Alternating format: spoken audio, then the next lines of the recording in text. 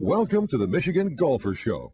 Join us each week as we explore the people, the places, and the events that shape our great game. Well, we're at the Michigan Golf Hall of Fame induction ceremony today at Indianwood Golf and Country Club. And the newest member of the Michigan Golf Hall of Fame is a familiar name and face to Michigan golf fans, Elaine Crosby from Jackson. Yeah, hi Jack, how you doing? Terrific. And we have Sarah Wold, who is also a member of the Michigan Golf Hall of Fame. Well, we're really pleased with the turnout today. It's great to be here. And Elaine, tell us a little bit about what you're doing now. You're kind of off the LPGA Tour, but you are teaching up a storm. Is that right? Well, I'm teaching up a little bit of a storm, but I'm doing a lot of different things. It's kind of fun. I finished playing the tour in 2000, and so now we're trying to get the Women's Senior Tour going. We have a couple tournaments this year, and we're trying to find a tournament for Michigan, actually, on the Senior Tour. And then we have I'm teaching a little bit, which is a new thing for me. With Crystal Mountain Golf School, and we're doing it at Fox Hills in Plymouth. So it's really fun. We've had a few clinics, a few groups come in so far, and we're really just getting started with it this year. But Fox Hills is a great place, and it's a great venue to be teaching at. Now, you started a little bit late to get into playing golf and teaching. What was tennis was your sport before you got to golf? When? What age were you? I started playing golf when I was 20 after I finished my sophomore year at Michigan. I was a tennis player there. Growing up, I did both tennis and swimming. And so then I finally decided, my parents had been bugging me forever to play golf. And finally I said, all right, I'll try it. And I did it the year before. When I was 19, actually, I played in the father-daughter tournament at the Country Club of Jackson. It was a 9-hole event. That's the only holes I played all year. But Charlie Knowles was a pro there at the time. And he really encouraged me to take the game up. He said, "Now, why aren't you playing? I think you'd be a better golfer than tennis player." And I was like, "Well, okay." And so then once I started doing it, I got obsessed like everybody else does. Well, you made incredible strides and got onto the LPGA Tour in a pretty short period of time, right? You played the Futures Tour a little bit, and then when did you join the big tour? Well, what I did was I went up and worked at Saginaw Country Club for Max Anderson for a couple years.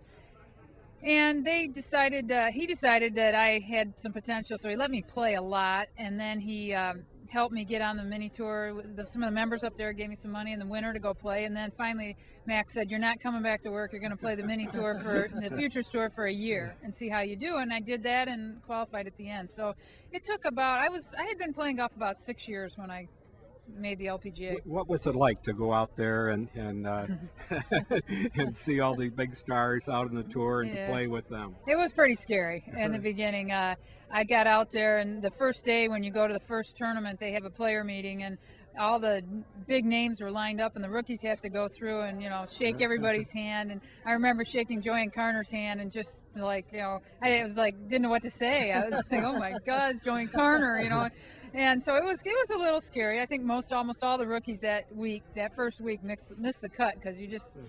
When did you start feeling comfortable and start contending? It took about, I had to learn to play golf. I was a little different than you could do now. I kind of learned to play golf on the LPGA. And I would say that I really started to play well after about 5 years. I kind of had this thing, and I don't know why I came up with this number, but I said if I hadn't really made it in 6 years, that'd be enough and go do something else. And sure enough, in the end of my 5th year, I won a tournament over in Japan. So that kind of solidified what I was going to do for the next 10 years. Well, you played well in that tournament, didn't you? You played that one a couple of times? Yeah, I did. I had a couple good tournaments there. The two that I won, that one, and then I won in the Keystone Classic in Hershey, Pennsylvania. Right. That one I did well quite a few times too. Now, did they pay off in Hershey bars there, or what was I was supposed to get this huge Hershey bar that they gave me, and they were going to ship it to me, and I never got it. But I think that's probably a good thing. Now, you mentioned the Senior Tour. What, where, and when, and what's happening with that? Well, we're working on that, ourselves.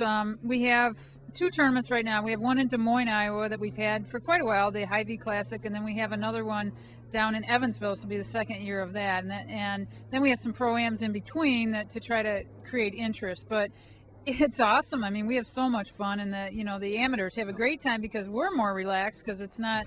We're just happy to be there. Everybody makes a cut. Everybody gets a check. And so, nobody's stressing out over anything. And we go to all the parties and we do everything that we're supposed to do. The Wendy's Charity Golf Classic that's held in Jackson every year. And it's we have that in August, and we have 25 to 26 LPGA pros that come up from Toledo, from the Jamie Farr, and they play, and we raise money for adoption, Dave Thomas Foundation and area adoption agencies around Michigan. Last year we raised $170,000 to go towards adoption, and so we're you know, if anybody wants to play in that and play with an LPGA player here in Michigan, we've got both senior tour player, you know, and like we have Pat Bradley this year and Patty Sheehan and Jane Blaylock, Sally Little, and then we have like Nancy Scranton and a lot of, you know, the other names. Cindy Great Fig Courier, another Hall of Fame member. That's right. So now how do they contact you about this? They can go to Stanton. It's stantonnet.net in Jackson, or they can go, if they just go to findalesson.com, there's a little button on there to get you right to it. I'm over at Fox Hills about once a week, and it kind of varies which day of the week, but I'm there doing private lessons and helping a little bit. We have a lot of clinics going on, so I'm helping with those and, you know, just trying to get some attention to that we're there. We have some great teachers. We have Scott Wilson, who was the director of instruction up at Crystal, and he came down. And then Barry Redmond, who's one of the better players in the state, is also teaching. So we have, it's really they've really warmed it up to us, and you know we're happy to be there. That's a great Fox Hills people. They're very similar organizations, Fox Hills and Crystal Mountain, and They're both family organizations at both places. Now, at Fox Hills, do you teach mainly women? Do you teach men? What do you? well, so far I've been teaching women, but you know I like to teach men too.